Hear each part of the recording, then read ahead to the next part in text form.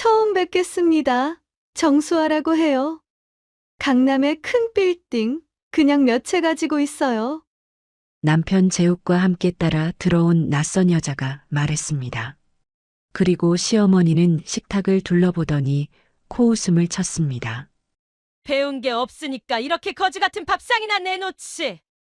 애 없을 때 깔끔하게 갈라서 얘는 강남 건물주야, 강남 건물주. 순간 시어머니가 뜨거운 미역국 냄비를 들어 올렸습니다. 그리고 그대로 싱크대에 쏟아부었죠. 거지 같은 며느리 말고 나도 죽기 전에 건물주 며느리 한번 봐봐야지 않겠어?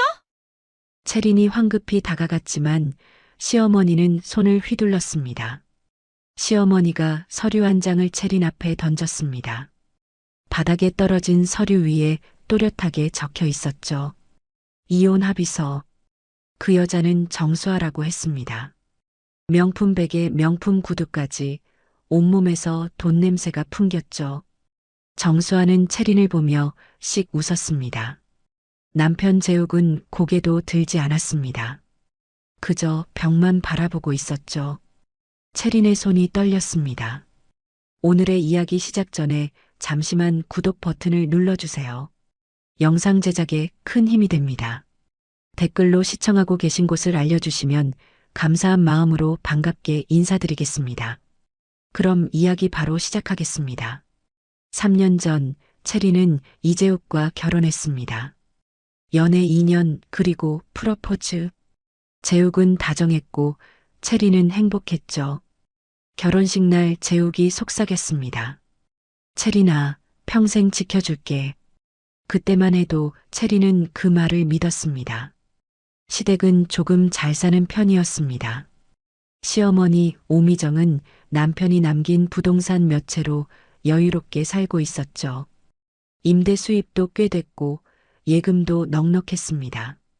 첫 인사 자리는 강남의 한 레스토랑이었습니다. 시어머니는 명품 핸드백을 테이블 위에 올려놓고 물었죠. 채린 씨는 뭐해? 홈쇼핑 쇼호스트 하고 있습니다. 아, 쇼호스트? 그거 얼마나 번다고? 시어머니는 더 묻지 않았습니다. 그저 미소만 지었죠. 하지만 채린은 그 미소 뒤에 숨은 의미를 알아챘습니다. 재욱이 끼어들었습니다. 엄마, 채린이 일 잘해. 방송국에서도 인정받고. 그래. 뭐, 요즘 애들은 다 일한다니까. 시어머니는 관심 없다는 듯 메뉴판을 펼쳤습니다. 결혼 후 채린은 일을 계속했습니다. 방송 스케줄 때문에 퇴근이 늦은 날도 많았죠. 생방송이 끝나면 보통 밤 10시가 넘었습니다. 어느 날 시어머니가 전화를 걸어왔습니다. 채린아, 재욱이가 혼자 밥 먹더라. 신혼인데 그러면 안 되지. 죄송해요, 어머님. 다음부턴 일찍 들어올게요. 쇼호스트가 뭐가 그리 바빠? 애 낳을 생각도 해야지. 결혼한 지 벌써 반년이 넘었는데. 전화를 끊고 나서 채린은 한숨을 쉬었습니다. 재욱에게 말했죠. 여보, 나 일 좀 줄일까? 괜찮아. 엄마 말씀은 신경 쓰지 마. 내가 일하는 거 나는 좋아. 그래도 우리 페이스대로 가자. 애는 나중에 낳으면 되지. 재욱은 다정했습니다. 하지만 시어머니의 전화는 계속됐죠. 일주일에 두세 번씩 전화가 왔습니다. 재욱이 오늘도 편의점 도시락 먹었다던데? 병원은 다녀봤어? 애 안 생기는 데는 이유가 있는 법이야. 쇼호스트 일이 뭐가 그리 중요해? 며느리 노릇이 먼저지. 채린은 점점 지쳐갔습니다. 결국 결혼 1년쯤 지나 방송국에 사표를 냈죠. 회사 동료들이 아쉬워했습니다. 채린아, 진짜 그만둬? 너 완판 많이 시켰잖아. 응, 이제 집안일에 집중하려고. 아깝다, 진짜. 너 실력 있는데. 홈쇼핑 PD 윤태경이 명함을 건네며 말했습니다. 언제든 돌아오고 싶으면 연락해. 내가 자리 만들어줄게. 채린 씨 같은 호스트는 흔치 않거든. 채린은 명함을 지갑 깊숙이 넣었습니다. 집에서 살림만 하는 생활이 시작됐습니다. 처음엔 괜찮았습니다. 재욱은 퇴근하면 안아주고 주말엔 함께 영화를 보러 갔죠. 시어머니도 만족스러워했습니다. 역시 며느리는 집에 있어야 제맛이지. 하지만 1년이 지나고 2년이 지나자 뭔가 달라지기 시작했습니다. 재욱의 귀가 시간이 늦어졌습니다. 10시였던 퇴근이 11시가 되고 12시가 됐죠. 새벽 1시에 들어온 날도 있었습니다. 채린이 물으면 짧게 대답했습니다. 회식 있었어. 야근했어. 거래처 사람들이랑 술 한잔했어. 핸드폰을 볼 때도 달라졌습니다. 예전엔 화면을 보여주며 얘기했는데 이젠 화면을 가렸죠. 문자 알림이 오면 얼른 확인하고 미소 짓는 모습을 채린은 봤습니다. 어느 날 저녁 채린이 물었습니다. 여보, 요즘 왜 이래? 무슨 일 있어? 무슨 소리야? 그냥 바쁜 거야. 근데 전화도 자꾸 나가서 받고. 회사 일이야. 왜 자꾸 물어? 재욱은 짜증 섞인 목소리로 대답했습니다. 그리고 시선을 피했죠. 채린은 불안했습니다. 3년이면 사랑도 유통기한이 있나? 채린은 혼자 중얼거렸습니다. 결혼 3년 차가 됐을 때였습니다. 가을이 깊어가던 어느 날 시어머니 생신이 다가왔죠. 채린은 며칠 전부터 준비를 시작했습니다. 시어머니가 좋아하는 갈비찜 레시피를 검색하고 재료를 사러 시장에 갔습니다. 잡채에 들어갈 채소도 신선한 걸로 골랐죠. 미역국은 시어머니가 좋아하는 진한 맛으로 끓이기로 했습니다. 전도 부치고 나물도 무치고 과일도 깎아뒀습니다. 생신 당일 오전부터 다시 주방에 섰죠. 갈비찜 양념을 재우고 미역국을 푹 끓였습니다. 오후 5시쯤 드디어 상차림이 완성됐습니다. 갈비찜, 잡채, 미역국, 각종 전과 나물, 그리고 케이크까지 완벽했습니다. 채리는 거울을 보며 머리를 매만졌습니다. 화장도 살짝 고쳤죠. 5시 30분, 약속 시간까지 30분 남았습니다. 채리는 기다렸습니다. 초인종이 울렸습니다. 그리고 문을 열었을 때 채린의 인생이 완전히 바뀌기 시작했습니다. 시어머니 생신이 일주일 앞으로 다가왔습니다. 채린은 이번엔 꼭 인정받고 싶었죠. 지난 2년 동안 시어머니에게 칭찬을 들어본 적이 없었습니다. 항상 뭔가 부족하다는 표정이었죠. 인터넷에서 레시피를 찾아 메모했고 시장에서 한우갈비와 신선한 채소를 샀습니다. 집에 돌아와 냉장고를 정리하는데 거실에서 재욱이 핸드폰을 보며 미소 짓고 있었습니다. 문자를 보고 웃고 있었죠. 여보, 뭐 보고 웃어? 재욱이 화들짝 놀라며 핸드폰을 뒤집었습니다. 아, 회사 동료가 재미있는 거 보냈어. 나도 볼까? 아니, 별거 아니야. 재욱은 핸드폰을 주머니에 넣었습니다. 채리는 더 묻지 못했습니다. 불안감이 커져갔죠. 다음 날 단골 카페에 들렀습니다. 기분 전환이 필요했습니다. 알바생 지수가 반갑게 인사했습니다. 안녕하세요, 손님. 오늘은 아메리카노? 응, 그걸로 줘. 손님, 요즘 안 좋아 보여요. 무슨 일 있어요? 지수는 채린을 1년 넘게 봐왔습니다. 단골이라 어느 정도 친해진 사이였죠. 아니야, 괜찮아. 거짓말. 얼굴에 다 쓰여 있는데요. 채린은 쓴웃음을 지었습니다. 그냥 요즘 남편이 좀 이상해서. 이상하다니요? 늦게 들어오고 핸드폰도 숨기고. 지수가 조심스럽게 말했습니다. 혹시 바람 피우는 건 아니죠? 설마. 채리는 고개를 저었습니다. 하지만 확신이 없었죠. 제 친구도 그랬는데요. 남편이 그렇게 행동하더니 결국. 지수는 말을 잇지 못했습니다. 채리는 커피를 홀짝였습니다. 쓴맛이 입안 가득 퍼졌죠. 집에 돌아왔을 때 재욱은 없었습니다. 오후 8시였죠. 시계를 보니 이미 늦은 시간이었습니다. 전화를 걸었습니다. 여보, 어디야? 회사. 야근 중이야. 몇 시에 와? 11시쯤? 또, 요즘 너무 늦게 들어오잖아. 채린의 목소리에 짜증이 묻어났습니다. 이거 가지고 뭐라고 하면 어떡해? 재욱의 목소리도 날카로워졌습니다. 아니, 그게 아니라, 나 바쁘니까 나중에 얘기하자. 뚝, 전화가 끊겼습니다. 채린은 핸드폰을 내려놨습니다. 가슴이 답답했죠. 밤 11시가 넘어서 재욱이 술 냄새를 풍기며 돌아왔습니다. 다녀왔어. 저녁은?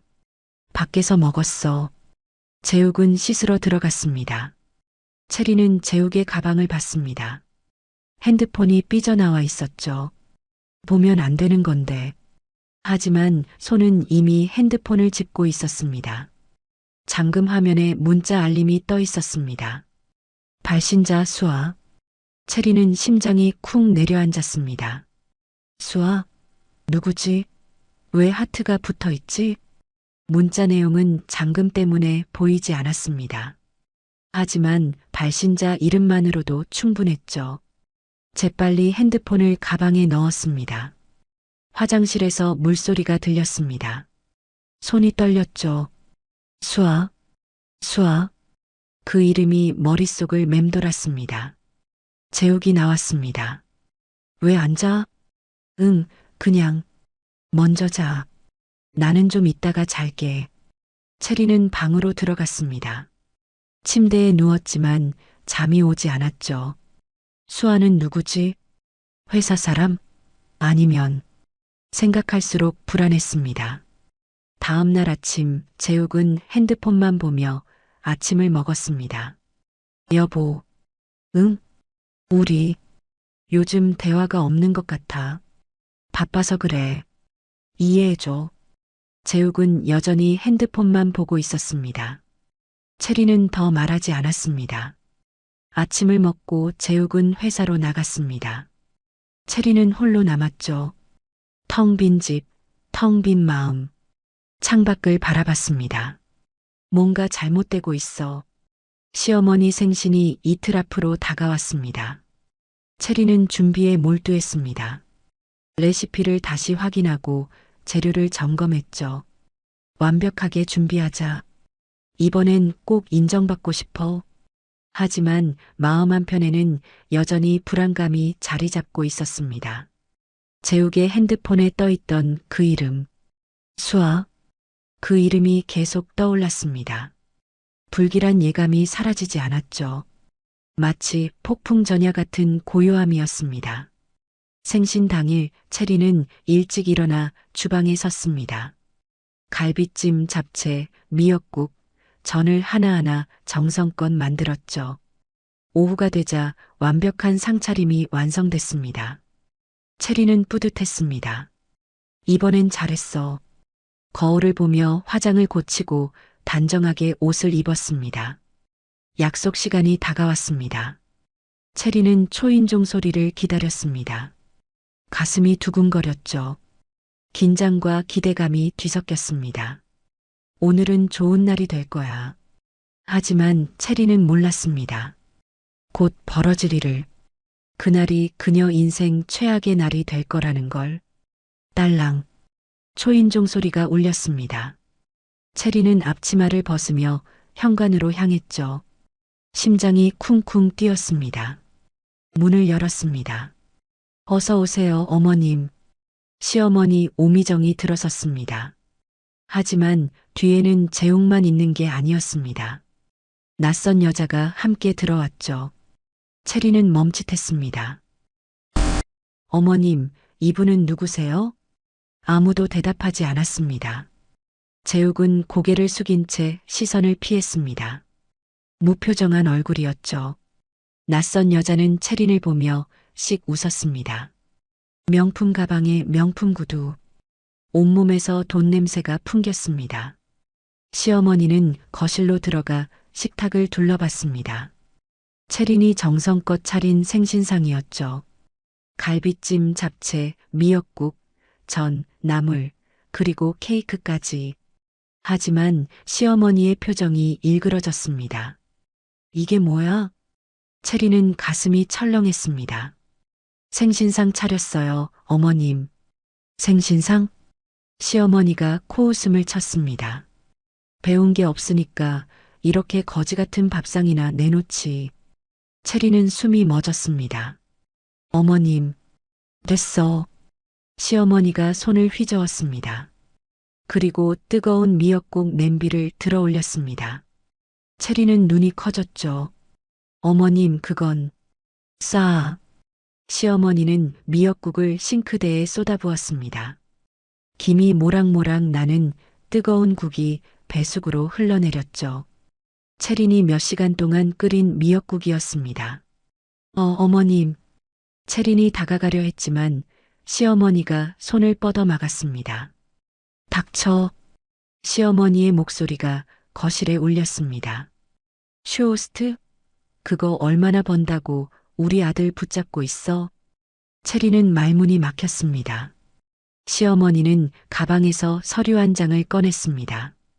그리고 채린 앞에 던졌죠. 파사삭. 서류가 바닥에 떨어졌습니다. 채린은 고개를 숙여 서류를 봤습니다. 이혼 합의서. 또렷하게 적혀 있었죠. 애 없을 때 깔끔하게 갈라서. 시어머니가 소리쳤습니다. 채린은 고개를 들어 시어머니를 봤습니다. 어머님, 이게 무슨... 얘는 강남 건물주야, 강남 건물주. 시어머니가 낯선 여자를 가리켰습니다. 거지 같은 며느리 말고 나도 건물주 며느리 한번 봐보자. 그 순간 모든 게 이해됐습니다. 저 여자, 재욱의 핸드폰에 떠있던 그 이름. 수아. 바로 저 여자였습니다. 채린은 재욱을 봤습니다. 여보. 재욱은 고개를 돌렸습니다. 벽만 바라보고 있었죠. 아무 말도 하지 않았습니다. 정수아가 앞으로 나섰습니다. 안녕하세요. 저는 정수아예요. 밝은 목소리였습니다. 마치 친구를 만난 것처럼 가벼웠죠. 저희 아버지가 강남에 건물 몇 채 갖고 계세요. 재욱 오빠랑은 회사에서 알게 됐고요. 정수아는 채린을 위아래로 훑어봤습니다. 그리고 씩 웃었죠. 조롱하는 미소였습니다. 수아야, 이리 와. 시어머니가 정수아를 자기 옆으로 불렀습니다. 우리 며느리 될 사람이야. 시어머니는 정수아의 손을 꼭 잡았습니다. 마치 보물이라도 되는 것처럼. 채린은 그 모습을 멍하니 바라봤습니다. 손이 떨렸습니다. 다리에 힘이 풀렸죠. 여보. 채린이 다시 재욱을 불렀습니다. 재욱은 여전히 외면했습니다. 재욱아. 시어머니가 불렀습니다. 서류 받았지? 빨리 처리해. 네, 엄마. 재욱이 대답했습니다. 짧고 차갑게. 채린은 숨이 막혔습니다. 이게 꿈인가? 대체 무슨 일이 벌어지고 있는 거지? 정수아가 시어머니에게 속삭였습니다. 어머니, 저희 예약한 레스토랑 가요. 여기 음식은... 정수아는 식탁을 힐끗 봤습니다. 별로인 것 같아요. 시어머니가 고개를 끄덕였습니다. 그래, 가자. 여기 있기 답답해. 시어머니와 정수아, 그리고 재욱이 현관으로 향했습니다. 채린은 그 자리에 서 있었습니다. 잠깐만요. 채린이 외쳤습니다. 세 사람이 멈췄습니다. 대체 무슨 일이에요? 왜 갑자기 이혼이에요? 채린의 목소리가 떨렸습니다. 시어머니가 돌아봤습니다. 왜긴 뭐가 왜야? 쓸모없는 며느리 필요 없으니까 가라는 거지. 쓸모없다니요? 애도 못 낳고 돈도 못 벌고 그냥 집에서 빈둥거리기만 하잖아. 시어머니의 말이 칼처럼 날아왔습니다. 그건 어머님이 일 그만두라고. 변명하지 마.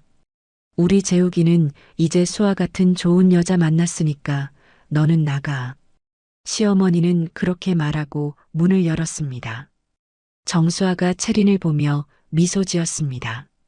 승자의 미소였죠. 재욱은 끝까지 채린을 보지 않았습니다. 그렇게 세 사람은 나가버렸습니다. 쿵! 문이 닫혔습니다. 채린은 혼자 남았습니다.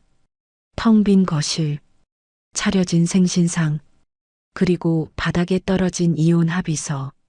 채린은 그 자리에 주저앉았습니다. 손이 떨렸습니다. 온몸이 떨렸죠. 대체 왜? 내가 뭘 잘못했지? 눈물이 흘러내렸습니다. 채린은 바닥에 떨어진 이혼 합의서를 집어들었습니다. 종이가 손에서 바스락거렸습니다. 위자료 없음, 재산 분할 없음, 모든 조건이 채린에게 불리했습니다.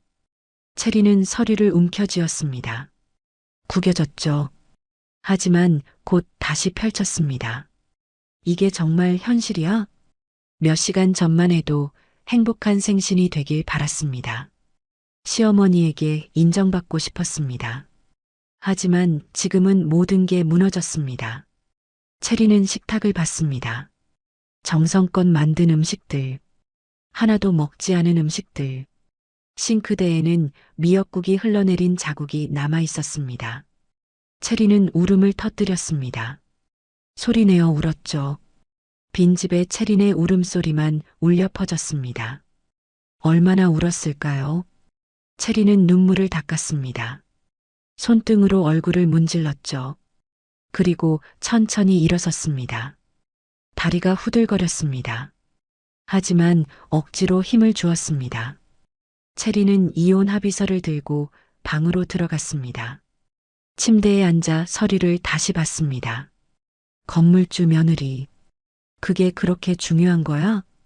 채린은 쓴웃음을 지었습니다. 그날 밤 채린은 잠들지 못했습니다. 천장만 바라보며 밤을 새웠죠. 머릿속은 복잡했습니다. 이제 어떻게 하지? 나는 앞으로 어떻게 살지? 하지만 답은 나오지 않았습니다. 다음 날 아침 재욱이 돌아왔습니다. 하지만 인사도 없이 방으로 들어갔죠. 채린은 거실에 앉아 있었습니다. 밤새 잠 한숨 못 잤습니다. 재욱이 방문을 여는 소리가 들렸습니다. 그리고 뭔가를 끄는 소리. 채린은 일어나 방으로 갔습니다. 재욱이 캐리어에 옷을 넣고 있었습니다. 여보, 뭐 하는 거야? 보면 몰라. 짐 싸는 거야. 재욱은 채린을 보지도 않았습니다. 어디 가려고? 엄마 집. 왜? 당분간 거기서 지낼 거야. 재욱은 무심하게 대답했습니다. 마치 남이 된 것처럼. 채린은 가슴이 찢어지는 것 같았습니다. 여보, 우리 얘기 좀 하자. 무슨 얘기? 이혼. 왜 갑자기 이래? 재욱은 캐리어를 닫으며 말했습니다. 갑자기가 아니야. 이미 오래전부터 생각했어. 뭐? 채린아, 솔직히 우리 사이 별로잖아. 재욱의 말이 칼처럼 날아왔습니다. 애도 없고 너도 일 안 하고 일은 어머님이 그만두라고 해서. 알아. 근데 이제 와서 무슨 소용이야. 재욱은 캐리어를 들었습니다. 서류 작성하면 연락해. 여보. 채린이 재욱의 팔을 잡았습니다. 재욱은 팔을 뿌리쳤습니다. 제발 다시 생각해봐. 우리 3년이나. 3년이면 충분히 오래 견딘 거야. 재욱은 그렇게 말하고 방을 나갔습니다. 현관에서 신발을 신고 문을 열었죠. 여보. 채린이 따라갔지만 재욱은 돌아보지 않았습니다. 쿵. 문이 닫혔습니다. 채린은 그 자리에 무너졌습니다. 며칠 후 시어머니에게서 전화가 왔습니다. 채린아, 서류는 언제 작성할 거야? 어머님, 우리 재욱이 기다리잖아. 빨리 해. 어머님, 제가 뭘 잘못했는지 말씀해 주세요. 채린의 목소리가 떨렸습니다. 잘못한 게 아니라 그냥 안 맞는 거야. 시어머니는 차갑게 말했습니다. 수아 같은 애를 만났어야 하는데. 그분은 대체 어떤 분이길래? 말했잖아. 강남에 건물 몇 채 있다고. 우리 재욱이랑 잘 어울리지. 건물주라는 게 그렇게 중요해요? 채린이 물었습니다. 당연하지. 돈이 최고야, 돈. 시어머니는 그렇게 말하고 전화를 끊었습니다. 채린은 핸드폰을 내려놨습니다. 한숨이 나왔죠. SNS를 열어봤습니다. 그리고 믿을 수 없는 사진을 봤습니다.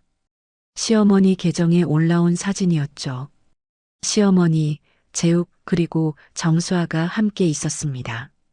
카페에서 찍은 사진이었습니다.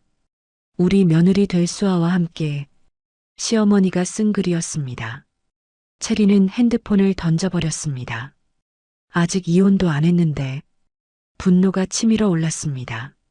하지만 곧 슬픔이 밀려왔죠. 채리는 소파에 앉아 울었습니다. 며칠이 지났습니다. 시어머니의 SNS에는 계속 사진이 올라왔습니다. 정수아와 함께 쇼핑하는 사진, 고급 레스토랑에서 식사하는 사진, 백화점 행사에 함께 간 사진, 마치 이미 며느리인 것처럼. 채리는 더 이상 볼 수 없어 SNS를 삭제했습니다. 일주일이 지났습니다. 재욱에게서 문자가 왔습니다. 서류 작성 안 할 거야? 빨리 해. 엄마가 계속 재촉하시네. 채리는 문자를 읽고 답장하지 않았습니다. 다음 날 시어머니가 직접 집으로 왔습니다. 초인종을 눌렀죠. 채리는 문을 열었습니다. 뭐하러 왔어요? 서류 도장 찍어. 시어머니가 서류를 내밀었습니다. 지금 바로. 저는 됐고 그냥 도장 찍어. 너한테 좋은 거야. 시어머니는 가방에서 도장을 꺼냈습니다. 채린의 도장이었습니다. 언제 가져간 거죠? 어머님, 그건 재우가 이제 행복해져라. 시어머니는 갑자기 눈물을 흘렸습니다. 하지만 연기였습니다. 눈물은 금방 거두었죠. 수아 같은 좋은 애 만났으니까 엄마는 이제 걱정 없다. 시어머니는 그렇게 말하며 서류에 채린의 도장을 찍었습니다. 쿵 소리가 울렸습니다. 어머님, 됐어. 이제 남이야. 시어머니는 서류를 챙겨 들고 나갔습니다. 문이 닫혔습니다. 채리는 그 자리에 주저앉았습니다. 안 돼. 하지만 이미 늦었습니다. 며칠 후 이혼이 확정됐습니다. 법원에서 통지서가 왔죠. 이혼 확정. 채리는 통지서를 보며 멍하니 앉아 있었습니다. 3년 결혼 생활이 끝났습니다. 채리는 빈집에서 오열했습니다. 소리내어 울었죠. 얼마나 울었을까요? 눈물이 마를 때까지 울었습니다. 그리고 정신을 차렸습니다. 이제 어떻게 하지? 통장을 확인했습니다. 잔고가 얼마 남지 않았습니다. 이혼 재산 분할도 없었습니다. 위자료도 없었습니다. 그냥 빈손으로 나온 거였죠. 월세를 내면 거의 바닥이었습니다. 일을 찾아야 해. 하지만 3년 동안 경력 단절이었습니다. 게다가 무직이었죠. 어디서 일을 구할까요? 채리는 구인구직 사이트를 열어봤습니다. 하지만 경력 단절 3년이면 어디서도 받아주지 않을 것 같았습니다. 어떡하지? 다음 달 월세 걱정이 밀려왔습니다. 관리비도 내야 했습니다. 생활비도 필요했죠. 채리는 고개를 떨궜습니다. 앞이 깜깜했습니다. 내가 뭘 잘못한 거지? 왜 나만 이렇게 힘든 거야? 창밖을 봤습니다. 해가 지고 있었습니다. 어둠이 밀려왔죠. 채리는 그 어둠 속에 홀로 앉아 있었습니다. 한편 시댁에서는 축제 분위기였습니다. 오미정은 정수아와 함께 백화점을 돌아다녔죠. 수아야, 이 가방 어때? 예쁘네요, 어머니. 그럼 사자. 우리 며느리 될 사람한테 뭐 못 사주겠어? 오미정은 흐뭇하게 웃으며 카드를 내밀었습니다. 재욱도 정수아와 함께 있는 시간이 많아졌습니다. 수아야, 너랑 있으니까 편해. 오빠도요. 전 며느리는 답답했잖아요. 정수아가 재욱의 손을 잡았습니다. 재욱은 그 손을 꼭 쥐었죠. 어느 날 정수아가 제안했습니다. 어머니, 제가 좋은 투자건이 있는데요. 투자? 오미정의 눈이 반짝였습니다. 강남의 신축 빌딩 분양이 나왔어요. 제 아버지도 투자하시는 건데 어머니도 함께 하시면 어떨까요? 수익률은 1년에 최소 20%는 나와요. 제 아버지 말로는 30%도 가능하대요. 오미정은 귀가 솔깃했습니다. 그 정도면 대박이네. 네, 근데 이번 주까지만 받는데요. 그럼 얼마 넣어야 해? 최소 5천만 원이요. 오미정은 잠시 고민했지만 정수아의 환한 미소를 보니 믿음이 갔습니다. 알았어. 내가 1억 넣을게. 정말요? 고마워요, 어머니. 며칠 후 정수아는 또 다른 제안을 했습니다. 어머니, 가족끼리 건물 공동 투자하면 세금 혜택 받을 수 있대요. 세금 혜택? 네, 그러려면 가족 공동 명의로 해야 하는데요. 계좌 접근 권한만 주시면 돼요. 그래, 알았어. 오미정은 흔쾌히 통장과 도장을 건넸습니다. 보증도 좀 서주셔야 하는데. 보증? 뭐 하는 거야? 안전하게 투자금 관리하려면 필요하대요. 형식적인 거예요. 알았어, 알았어. 오미정은 서류에 서명했습니다. 재욱도 정수아의 말을 믿었습니다. 수아야, 나도 투자할게. 오빠도요? 고마워요. 얼마 넣으면 돼? 오빠는 5천만 원 정도. 재욱은 예금을 깼습니다. 자, 여기. 오빠 최고예요. 한 달이 지났습니다. 오미정이 정수아에게 물었습니다. 수아야, 투자 수익은 언제 나와? 어머니, 조금만 기다리세요. 그래. 2달이 지나도 소식이 없었습니다. 수아야, 이제 슬슬 나와야 하는 거 아니야? 어머니, 죄송해요.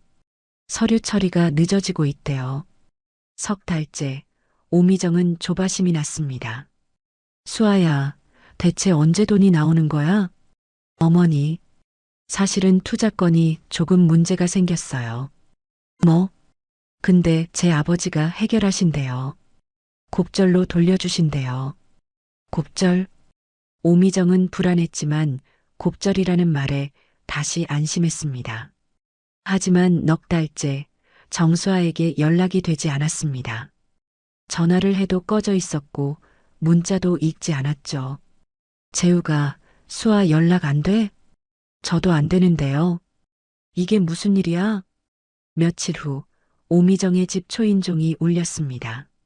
누구세요? 경찰입니다. 문을 열자 형사 2명이 서 있었습니다. 혹시 정수아라는 사람 아십니까? 네, 아는데요. 무슨 일이세요? 그 사람 사기범입니다. 네. 오미정은 다리에 힘이 풀렸습니다. 사기범이라니요? 전과 육범이에요. 결혼 사기 전문이고요. 형사가 서류를 보여줬습니다. 정수아의 전과 기록이 빼곡히 적혀 있었죠. 이 사람한테 돈 주신 거 있으세요? 오미정은 입술이 파르르 떨렸습니다. 1억 3천만 원. 아이고, 피해자가 또 계시네요. 형사가 한숨을 쉬었습니다. 지금 수배 중인데 해외로 도주한 것 같습니다. 그럼 돈은요? 솔직히 말씀드리면 돌려받기 힘듭니다. 오미정은 그 자리에서 주저앉았습니다. 아, 안 돼. 재욱도 청천벽력 같은 소식을 들었습니다. 뭐라고요? 사기범? 네, 5천만 원 투자하신 거 맞죠? 네, 맞는데. 그것도 돌려받기 어렵습니다. 재욱은 멍해졌습니다. 더 큰 문제가 있었습니다. 정수아가 오미정 명의로 대출을 받아놨던 겁니다. 어머님, 은행에서 연락 왔는데요. 무슨 연락? 대출금 연체됐다고. 대출? 나 대출 안 받았는데? 재욱이 서류를 보여줬습니다. 오미정 명의로 5천만 원이 대출돼 있었죠. 이게 뭐야? 정수아가 서류를 위조해서 대출을 받은 겁니다. 오미정은 집으로 돌아와 통장을 확인했습니다. 텅 비어 있었습니다. 모든 예금이 사라졌죠. 내 돈이. 귀금 속 상자를 열어봤습니다. 역시 텅 비어 있었습니다. 시어머니가 물려준 금반지, 명절 때 받은 금목걸이, 모두 사라졌습니다. 정수아가 안전하게 보관해주겠다며 가져간 것들이었습니다. 오미정은 바닥에 주저앉아 울부짖었습니다. 내 돈, 내 집, 다 없어졌어. 재욱도 회사에서 해고 통보를 받았습니다. 재욱 씨, 죄송하지만 회사 이미지가. 부장님, 저는 피해자라고요. 알아요.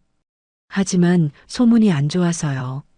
재욱은 신용불량자가 됐습니다. 집은 텅 비었고 예금은 바닥났죠. 오미정은 소파에 앉아 멍하니 있었습니다. 내가 왜 이렇게 됐지? 재욱도 고개를 떨구고 앉아 있었습니다. 두 사람 모두 말이 없었죠. 그저 허탈한 표정뿐이었습니다. 한편 체리는 빈집에 홀로 앉아 있었습니다. 핸드폰에 낯선 번호로 부재중 전화가 몇 통 있었습니다. 체리는 확인하지 않았습니다. 그냥 핸드폰을 내려놨죠. 창밖을 바라봤습니다. 해가 지고 있었습니다. 체린의 얼굴에는 아무 표정도 없었습니다. 그저 침묵할 뿐이었죠. 마치 모든 걸 알고 있었다는 듯, 마치 예고된 파멸을 지켜보기만 했다는 듯. 체리는 천천히 일어섰습니다. 그리고 지갑 속 명함을 꺼냈습니다. 윤태경 PD의 명함이었습니다. 언제든 돌아오고 싶으면 연락해. 체리는 명함을 바라봤습니다. 그리고 조용히 미소 지었습니다. 체리는 명함을 손에 쥐고 한참을 바라봤습니다. 전화할까? 3년이나 쉬었는데 받아줄까? 망설였습니다. 하지만 선택의 여지가 없었습니다. 다음 달 월세를 내려면 일을 해야 했습니다. 체리는 용기를 냈습니다. 떨리는 손으로 번호를 눌렀습니다. 신호음이 울렸습니다. 여보세요? 윤태경의 목소리가 들렸습니다. PD님, 저 체린이에요. 체린 씨, 오랜만이에요. 어떻게 지냈어요? PD님, 저 다시 일 시작하고 싶은데요. 전화 너머로 잠시 침묵이 흘렀습니다. 체린은 심장이 쿵쿵 뛰었습니다. 체린 씨, 내가 돌아오면 내가 무조건 라인 깔아줄게. 윤태경의 목소리가 밝아졌습니다. 정말요? 그럼. 체린 씨 같은 호스트는 흔치 않아. 회사에서도 환영할 거야. 감사합니다, PD님. 내일 당장 나올 수 있어? 네, 나갈게요. 전화를 끊고 나서 체리는 한참을 그 자리에 앉아 있었습니다. 눈물이 핑 돌았습니다. 다시 시작할 수 있어. 다음 날 체리는 방송국으로 향했습니다. 3년 만에 다시 밟는 방송국 복도였죠. 익숙하면서도 낯선 느낌이었습니다. 체린 씨, 윤태경이 반갑게 맞아줬습니다. PD님, 정말 고마워요. 고맙긴. 우리가 고맙지. 체린 씨 복귀한다니까 다들 좋아하더라. 하지만 모두가 환영하는 건 아니었습니다. 분장실에서 다른 호스트들이 수군거리는 소리가 들렸죠. 3년이나 쉬었는데 감이 있겠어? 요즘 신인 호스트들 얼마나 잘하는데. 체리는 들은 척하지 않았습니다. 첫 방송은 일주일 후였습니다. 체리는 그 일주일 동안 미친 듯이 준비했습니다. 제품 공부, 대본 암기, 발성 연습. 거울 앞에서 수없이 리허설을 반복했죠. 방송 당일 체리는 스튜디오에 들어섰습니다. 조명이 환하게 비쳤고 카메라가 그녀를 향했죠. 자, 10초 전 스태프의 목소리가 들렸습니다. 다섯, 넷, 셋. 빨간 불이 들어왔습니다. 안녕하세요, 여러분. 체린이 말했습니다. 하지만 목소리가 떨렸습니다. 손도 미세하게 흔들렸죠. 이 제품은 말이 꼬였습니다. 체리는 당황했습니다. 진정해, 진정해.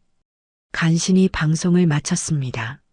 하지만 결과는 좋지 않았죠. 판매량이 예상의 절반밖에 나오지 않았습니다. 괜찮아, 체린 씨. 첫 방송이니까 그럴 수 있어. 윤태경이 위로했지만 체리는 자책감에 빠졌습니다.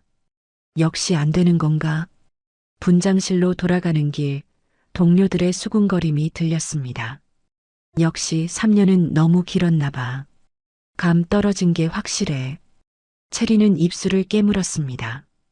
그날 밤 체리는 집에 돌아와 거울 앞에 섰습니다. 나는 할 수 있어. 스스로에게 말했습니다. 포기하지 마. 다음 날부터 체리는 더 열심히 준비했습니다. 동료 호스트들의 방송을 보며 연구했고 시청자 댓글을 분석했죠. 무엇이 부족한지, 무엇을 보완해야 하는지.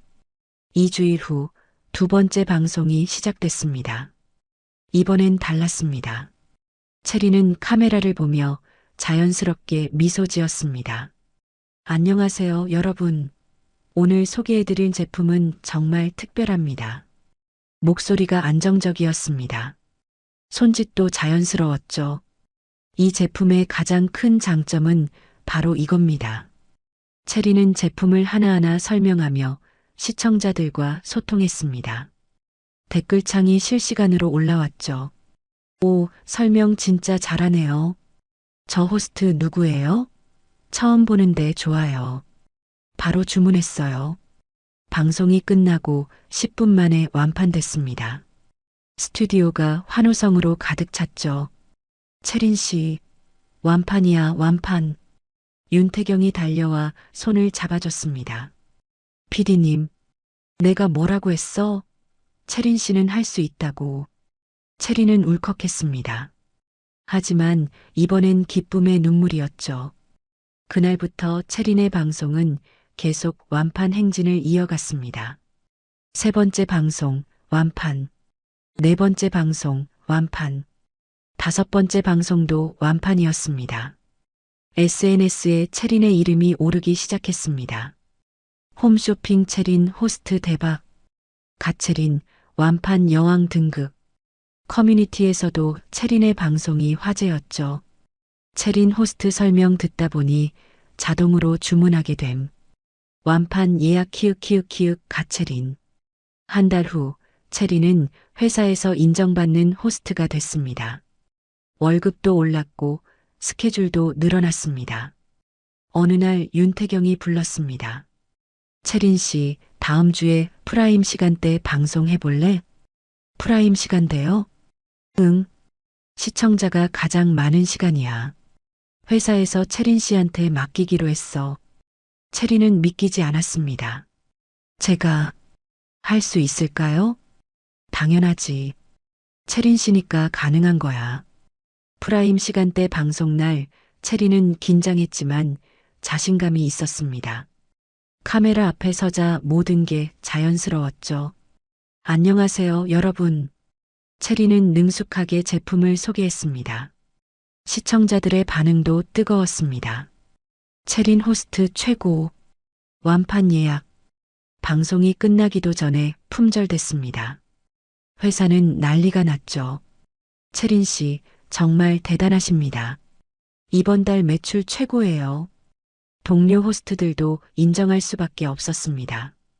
체리는 그렇게 조금씩 다시 일어서고 있었습니다. 어느 날 저녁 체리는 방송을 마치고 휴게실에서 쉬고 있었습니다. 윤태경이 커피를 건네며 말했죠. 체린 씨, 요즘 얼굴이 많이 밝아졌어. 그래요? 응. 처음 왔을 때랑 완전 다르지. 체리는 미소 지었습니다. 다시 시작할 수 있게 해줘서 고마워요, PD님. 뭘? 체린 씨가 잘해준 거지. 그날 밤 집에 돌아온 체리는 거울을 봤습니다. 예전보다 훨씬 당당한 얼굴이 비쳤죠. 나 잘하고 있어. 이제 진짜 새 출발이야. 체리는 자신을 버렸던 삶에서 완전히 벗어났습니다. 더 이상 시댁의 눈치를 보지 않았습니다. 더 이상 누군가의 며느리가 아니었습니다. 이제는 박채린 그 자체였습니다. 성공한 홈쇼핑 호스트, 가채린이라 불리는 완판 여왕. 체리는 창밖을 봤습니다. 밤하늘에 별이 빛나고 있었습니다. 체린도 그렇게 빛나고 있었죠. 어느 날 체리는 집을 정리하고 있었습니다. 이사를 가기로 했거든요. 더 큰 집으로. 방송국 근처에 괜찮은 아파트를 계약했죠. 짐을 정리하다가 오래된 서랍을 열었습니다. 그 안에 낡은 노트북이 있었습니다. 이거 예전에 쓰던 노트북이었습니다. 결혼 전에 사용하던 거였죠. 체리는 호기심에 노트북을 켰습니다. 부팅이 느렸습니다. 한참을 기다리자 화면이 켜졌죠. 오래된 파일들이 가득했습니다. 사진, 문서, 그리고 암호화폐 지갑. 체리는 눈을 깜빡였습니다. 아, 맞다. 기억이 났습니다. 몇 년 전 친구의 권유로 호기심에 비트코인을 조금 샀었죠. 10만 원어치였습니다. 체리나, 이거 재미로 한번 해봐. 나중에 오를지도 몰라. 친구의 말에 그냥 사둔 거였습니다. 그리고 완전히 잊고 있었죠. 체리는 지갑 파일을 클릭했습니다. 비밀번호 입력창이 떴습니다. 비밀번호가 뭐였더라? 체리는 머리를 굴렸습니다. 기억이 나지 않았죠. 서랍을 뒤지기 시작했습니다. 오래된 수첩, 영수증, 명함, 그리고 낡은 메모장을 발견했습니다. 펼쳐보니 비밀번호가 적혀 있었죠. 체리는 메모장을 보며 천천히 입력했습니다. 손이 떨렸습니다. 엔터를 눌렀죠. 잠시 로딩 화면이 나타났습니다. 그리고 지갑이 열렸습니다. 화면에 숫자가 떴습니다. 체리는 눈을 의심했습니다. 이게 뭐지? 10만 원어치로 샀던 비트코인. 그 가치가 지금은 수십억 원이었습니다. 체리는 숨이 멎었습니다. 화면을 다시 봤습니다. 숫자를 하나하나 확인했죠. 진짜야. 체리는 소파에 주저앉았습니다. 손이 떨렸습니다. 심장이 쿵쿵 뛰었죠. 이게 정말 내 거야? 한참을 멍하니 앉아 있었습니다. 그러다 정신을 차리고 검색을 시작했습니다. 비트코인 현금화 방법, 암호화폐 세금, 비트코인 거래소. 밤새 공부했습니다. 다음 날 체리는 전문가를 만났습니다. 강남의 한 자산관리 회사였죠. 안녕하세요, 박채린 씨. 전문가가 악수를 청했습니다. 비트코인 보유하신 거 확인했습니다. 상당한 금액이시네요. 네. 제가 잊고 있었던 건데요. 운이 정말 좋으셨습니다. 현금화 원하시면 도와드릴 수 있어요. 체리는 고개를 끄덕였습니다. 세금은 어떻게 되나요? 양도소득세가 있습니다. 그래도 상당한 금액이 남을 거예요. 전문가가 계산기를 두드렸습니다. 대략 이 정도 받으실 수 있습니다. 체리는 숫자를 봤습니다. 여전히 수십억 원이었죠. 분산 투자도 추천드립니다. 안정적인 자산으로요. 어떤 걸로요? 부동산은 어떠세요? 강남 쪽 소형 빌딩 같은. 체리는 귀가 솔깃했습니다. 빌딩. 시어머니가 그렇게 원하던 건물주.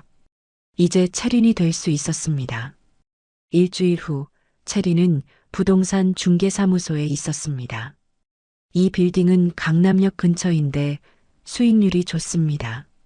중개사가 서류를 보여줬습니다. 임대 수입도 안정적이고요. 체리는 빌딩 사진을 봤습니다. 깔끔한 5층짜리 건물이었죠. 계약 진행하겠습니다. 네, 좋은 선택하셨습니다. 한 달 후 체리는 빌딩 등기부 등본을 받았습니다. 소유주 박채린. 또렷하게 적혀 있었죠. 체리는 빌딩 앞에 섰습니다. 올려다봤습니다. 내 건물. 믿기지 않았습니다. 체리는 미소 지었습니다. 그런데 며칠 후였습니다. 부동산 중개사가 지인에게 이야기했던 모양입니다. 박채린 씨라고 홈쇼핑 호스트인데 강남에 빌딩 샀대요. 그 소문이 돌고 돌아 시어머니의 귀에 들어갔습니다. 오미정은 재욱에게 전화했습니다. 재욱아, 채린이가 빌딩을 샀대. 네? 무슨 소리예요? 강남에 빌딩을 샀다고. 그게 무슨... 오미정과 재욱은 믿을 수 없었습니다. 며칠 후 채린의 집 초인종이 울렸습니다. 채린은 문을 열었습니다. 오미정과 재욱이 서 있었습니다. 뭐하러 왔어요? 채린이 물었습니다. 야, 너 빌딩 샀다며? 오미정이 다짜고짜 소리쳤습니다. 그게 무슨 상관이에요? 무슨 상관이냐고? 네가 무슨 능력으로 빌딩을 마련해? 제 능력으로요. 채린은 담담하게 대답했습니다. 말도 안 돼. 쇼호스트가 얼마나 번다고. 그건 제 일이에요. 재욱이 끼어들었습니다. 채린아, 혹시 우리 명의로 빚낸 거 아니야? 뭐라고요? 채린은 어이가 없었습니다. 엄마 명의나 내 명의로 대출받은 거 아니냐고. 말도 안 되는 소리 하지 마세요. 그럼 어떻게 빌딩을 사? 수십억이잖아. 오미정이 소리쳤습니다. 제 돈으로 샀어요. 내 돈? 어디서 났어? 그 돈이. 그건 말씀드릴 필요 없을 것 같은데요. 채리는 차갑게 말했습니다. 오미정이 화를 냈습니다. 우리가 누군데 이래. 시어머니고 전남편이잖아. 전남편이요. 남이죠. 채린의 말에 오미정은 할 말을 잃었습니다. 채린아. 재욱이 다시 입을 열었습니다. 우리 좀 도와줄 수 없어? 지금 형편이 어려워서. 싫어요. 채린은 단호하게 말했습니다. 뭐? 도와드릴 생각 없어요. 그래도 3년이나 식구였잖아. 오미정이 소리쳤습니다. 이혼했잖아요. 어머님이 직접 도장 찍으셨죠. 채린은 조용히 말했습니다. 그때는. 이제 가주세요. 채린은 문을 잡았습니다. 너 1억이야? 나가세요. 안 나가시면 경찰 부를게요. 채린의 단호한 목소리에 오미정과 재욱은 할 수 없이 물러섰습니다. 너 두고 봐. 오미정이 소리쳤지만 채린은 대꾸하지 않았습니다. 채린은 조용히 미소 지었습니다. 그리고 천천히 문을 닫았습니다. 쿵. 문이 닫혔습니다. 채린은 문에 기대어 섰습니다. 심장이 두근거렸지만 후회는 없었습니다. 잘했어. 거울을 봤습니다. 더 이상 흔들리지 않는 눈빛이 보였죠. 채린은 창밖을 봤습니다. 햇살이 따뜻하게 비추고 있었습니다. 새로운 하루였습니다. 채린의 새로운 인생이었죠. 며칠 후 오미정의 집 텅 빈 거실에 오미정과 재욱이 앉아 있었습니다. TV만 켜져 있었죠. 홈쇼핑 채널이었습니다. 안녕하세요, 여러분. 익숙한 목소리가 들렸습니다. 오미정과 재욱은 고개를 들었습니다. 화면에 채린이 있었습니다. 환하게 웃으며 제품을 소개하고 있었죠. 오늘 소개해드릴 제품은 정말 특별합니다. 채린은 자신감 넘치는 모습이었습니다. 댓글창이 실시간으로 올라왔습니다. 가채린 최고. 오늘도 완판 예약. 오미정은 멍하니 화면을 바라봤습니다. 재욱도 고개를 떨구었죠. 주문이 폭주하고 있습니다. 채린의 목소리가 경쾌했습니다. 감사합니다, 여러분. 방송이 끝났습니다. 오미정은 리모컨을 들고 TV를 껐습니다. 침묵이 흘렀습니다. 재욱아. 네, 엄마. 우리 어떻게 된 거야? 오미정의 목소리가 떨렸습니다. 재욱은 대답하지 못했습니다. 사기 여파로 직장에서 해고된 지 한 달이 지났습니다. 신용불량자가 되어 어디서도 취직할 수 없었죠. 오미정도 빚더미에 앉아 있었습니다. 대출금은 계속 쌓여갔고 집도 곧 넘어갈 판이었습니다. 채린이가 저렇게 잘 살고 오미정은 한숨을 쉬었습니다. 다음 날 재욱이 서류 봉투를 들고 왔습니다. 엄마, 이거 봐요. 뭔데? 채린이 빌딩 등기부 등본이요. 재욱이 서류를 펼쳤습니다. 오미정은 서류를 들여다봤습니다. 그리고 눈이 커졌습니다. 소유주 박채린, 주소 서울특별시 강남구, 취득일자, 또렷하게 적혀 있었습니다. 진짜 채린이 거네. 오미정은 서류를 떨어뜨렸습니다. 엄마, 괜찮으세요? 내가 뭘 한 거야? 오미정은 머리를 감싸쥐었습니다. 건물주 며느리. 그게 채린이었어. 갑자기 오미정이 뒷골을 잡았습니다. 엄마. 재욱이 황급히 다가갔습니다. 오미정은 그대로 쓰러졌습니다. 엄마. 재욱이 흔들었지만 오미정은 의식이 없었습니다. 재욱은 급히 전화를 걸었습니다. 여보세요. 구급차 좀 보내주세요. 그날 저녁 재욱은 채린의 집 앞에 서 있었습니다. 손이 떨렸습니다. 초인종을 눌렀습니다. 잠시 후 문이 열렸습니다. 채린이 나타났습니다. 왜 왔어요? 채린의 목소리는 차갑했습니다. 채린아. 재욱은 말을 잇지 못했습니다. 그리고 무릎을 꿇었습니다. 뭐 하는 거예요? 제발, 한 번만 용서해줘. 재욱의 목소리가 떨렸습니다. 일어나세요. 채린아, 내가 잘못했어. 정말 잘못했어. 알아요. 채린은 담담하게 말했습니다. 제발 우리 엄마 좀 살려줘. 엄마가 쓰러졌어. 그게 저랑 무슨 상관이에요? 채린아, 우리 남이잖아요. 채린의 말에 재욱은 고개를 떨궜습니다. 그래도 3년이나. 3년이면 충분히 오래 견딘 거라고 하셨잖아요. 본인이. 재욱은 할 말이 없었습니다. 멀리서 앰뷸런스 사이렌 소리가 들렸습니다. 어머님 병원 가셔야 하는 거 아니에요? 채린이 물었습니다. 채린아, 제발. 전 도와드릴 수 없어요. 채린은 그렇게 말하고 돌아섰습니다. 채린아. 재욱이 소리쳤지만 채린은 멈추지 않았습니다. 현관문으로 들어갔습니다. 채린아, 제발. 쿵. 문이 닫혔습니다. 재욱은 그 자리에 무릎 꿇은 채 남았습니다. 앰뷸런스 사이렌 소리가 점점 가까워졌습니다. 재욱은 고개를 떨구고 울었습니다. 다음 날 아침, 채린은 빌딩으로 향했습니다. 깔끔한 정장을 입고 선글라스를 쓴 채였죠. 빌딩 앞에 차가 섰습니다. 채린은 차에서 내렸습니다. 햇살이 따뜻하게 비추고 있었습니다. 채린은 자신의 빌딩을 올려다봤습니다. 미소가 번졌죠. 나는 해냈어. 빌딩 안으로 들어갔습니다. 직원들이 인사했습니다. 안녕하세요, 사장님. 안녕하세요. 채린은 엘리베이터를 탔습니다.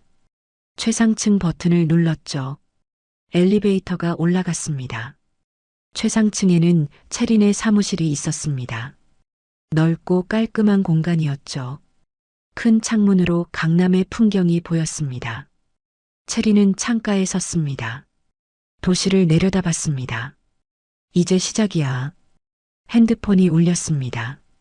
윤태경 PD였습니다. 채린 씨, 오늘 방송 준비됐어? 네, PD님. 곧 갈게요. 응, 기다릴게. 전화를 끊었습니다. 채린은 가방을 들고 사무실을 나섰습니다. 복도를 걸었습니다. 당당한 걸음걸이였죠. 엘리베이터를 타고 내려왔습니다. 빌딩 밖으로 나왔습니다. 햇살이 채린을 비쳤습니다. 차에 탔습니다. 시동을 걸었죠. 백미러를 봤습니다. 자신감 넘치는 얼굴이 비쳤습니다. 차가 출발했습니다. 체리는 앞만 보고 나아갔습니다. 더 이상 과거를 돌아보지 않았습니다. 도도하게, 당당하게 체리는 자신의 길을 걸어가고 있었습니다. 그날 저녁 방송. 안녕하세요, 여러분. 박채린입니다. 환한 미소, 완벽한 설명. 오늘도 완판입니다. 감사합니다. 스튜디오에 환호성이 울렸습니다. 카메라가 채린을 비췄습니다. 자신감 넘치고 빛나는 채린. 화면이 서서히 어두워졌습니다. 채린의 미소가 마지막으로 보였죠. 그리고 화면이 꺼졌습니다. 한편 병원 침대에 누운 오미정. 재욱이 옆에 앉아 있었습니다. TV에서 뉴스가 나오고 있었습니다. 홈쇼핑 스타 박채린, 강남 빌딩 소유주로 화제. 재욱은 TV를 껐습니다. 오미정은 천장을 바라보고 있었습니다. 눈물이 흘러내렸죠. 재욱은 고개를 떨궜습니다. 대답이 없었습니다. 병실은 침묵에 잠겼습니다. 그리고 채린은 새로운 아파트 거실에 앉아 있었습니다. 넓고 깨끗한 공간이었죠. 창밖으로 야경이 보였습니다. 채린은 와인 잔을 들었습니다. 홀짝였죠. 미소가 번졌습니다. 나는 행복해. 이제 진짜 내 인생이야. 채린은 창밖을 바라봤습니다. 별이 빛나고 있었습니다. 채린도 그렇게 빛나고 있었죠. 더 이상 누구의 며느리가 아니었습니다. 더 이상 무시당하지 않았습니다. 이제는 박채린, 성공한 홈쇼핑 호스트, 강남 빌딩 소유주, 진짜 건물주였습니다. 채린은 와인 잔을 들어 올렸습니다. 나를 위하여. 혼자 건배했죠. 그리고 환하게 웃었습니다. 지금까지 사연 빛나는 밤이었습니다. 감사합니다.